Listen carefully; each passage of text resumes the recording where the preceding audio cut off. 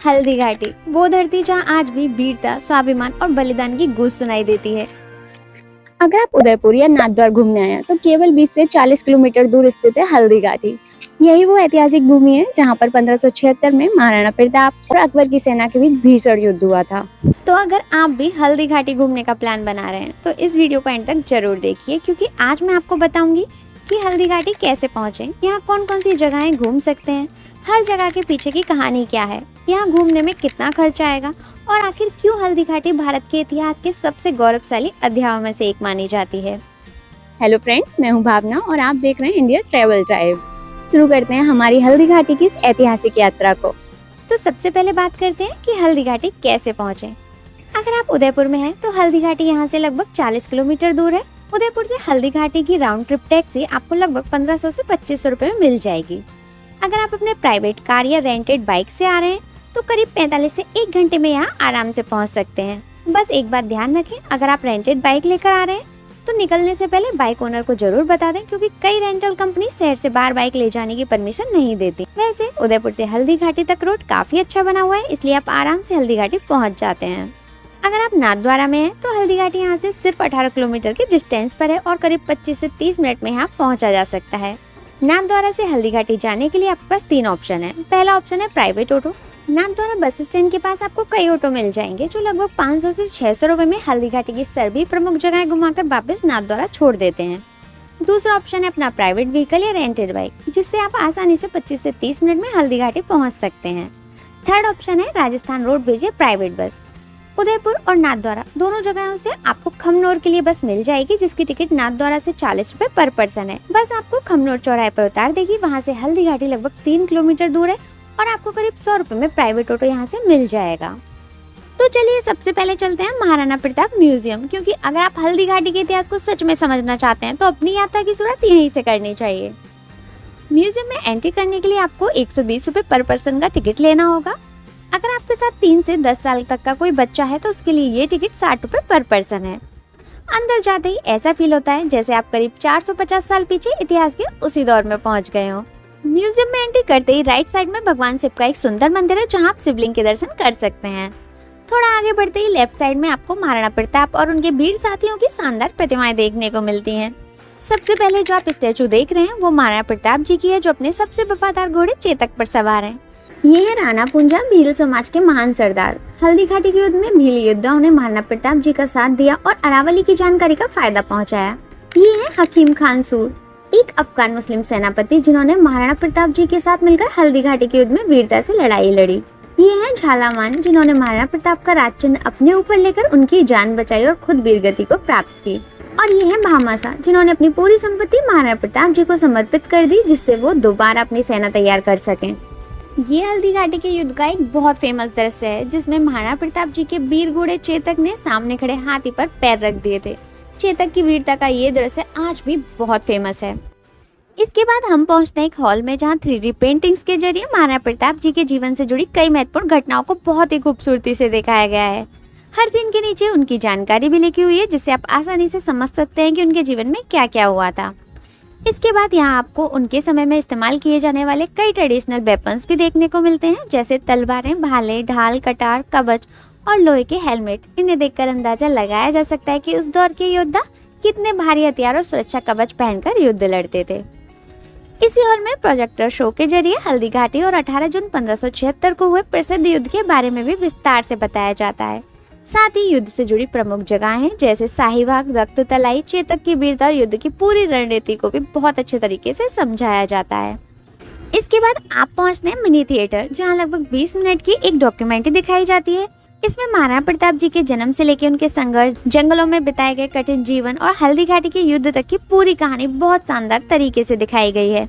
इसके बाद हम पहुंचते हैं लाइट एंड साउंड गैलरी में, जहां महाराणा प्रताप जी के जीवन की कुछ प्रमुख घटनाओं को मूर्तियों, रोशनी और आवाज के जरिए बहुत ही अच्छे तरीके से समझाया गया है। सबसे पहला सीन भामाशाह जी का है। संघर्ष के दौरान जब महाराणा प्रताप जी के पास सेना चलाने के लिए धन की कमी हो गई थी, तब भामाशाह ने अपनी पूरी संपत्ति उन्हें समर्पित कर दी।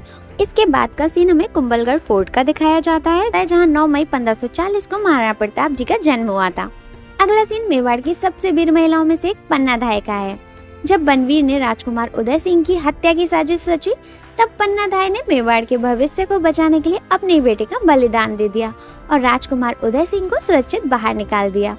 इसके बाद गैली में महाराणा प्रताप जी के जीवन की कई और महत्वपूर्ण घटनाएं भी दिखाई गई हैं, जैसे उनका जंगलों में संघर्षपूर्ण जीवन, एक बाघ से सामना, चेतक की वीरता और हल्दीघाटी युद्ध के कई यादगार दृश्य।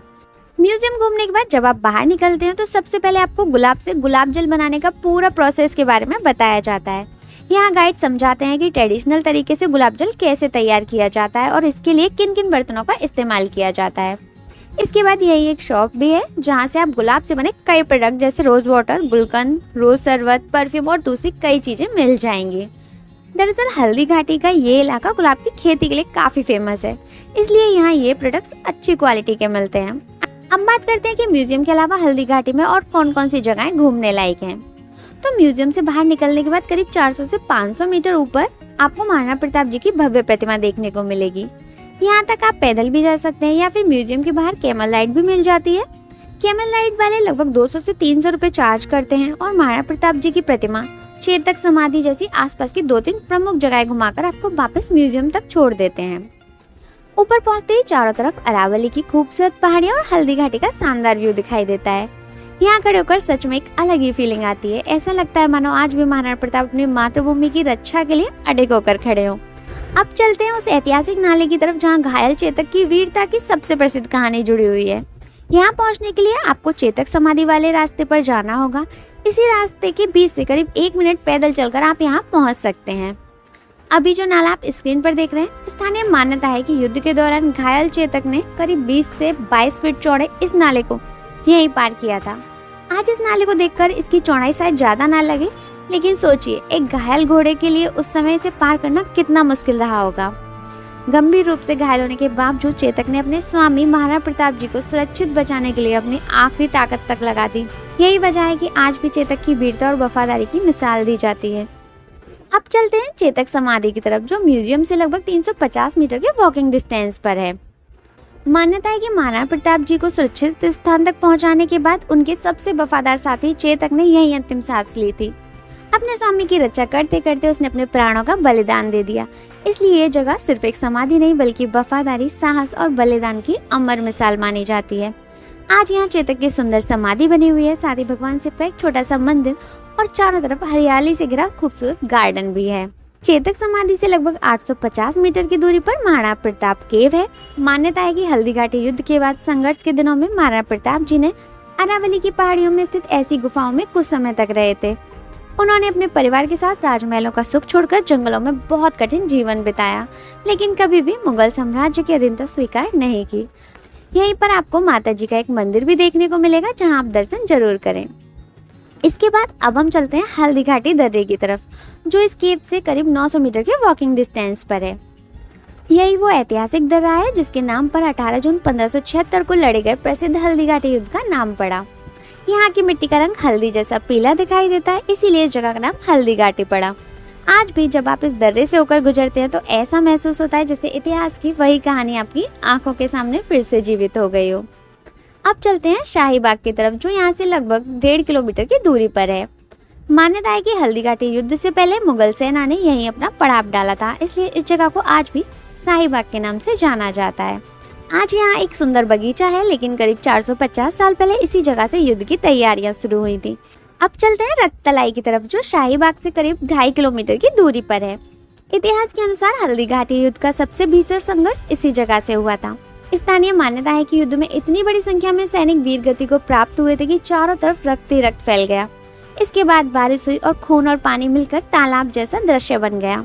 इसी वजह से इस जगह का नाम रक्तलाई पड़ गया। आज भी यहाँ वीर सैनिकों की याद में स्मारक बने हुए हैं। यहाँ आकर एहसास होता है कि मेवाड़ की रक्षा के लिए कितने वीरों ने अपने प्राणों का बलिदान दिया। तो ये थी हल्दीघाटी की सभी प्रमुख घूमने वाली जगहें।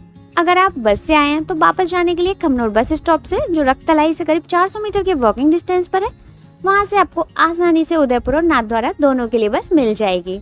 अगर बात करें हल्दीघाटी घूमने में कितना समय लगता है, तो सभी प्रमुख जगहों को आराम से घूमने में 3 से 4 घंटे का टाइम लग जाता है। तो ये थी हल्दीघाटी की कंप्लीट ट्रैवल गाइड। अगर आपको मेरी दी हुई जानकारी अच्छी लगी हो तो प्लीज वीडियो को लाइक करें, शेयर करें और चैनल को सब्सक्राइब करना बिल्कुल ना भूलें। जय हिंद।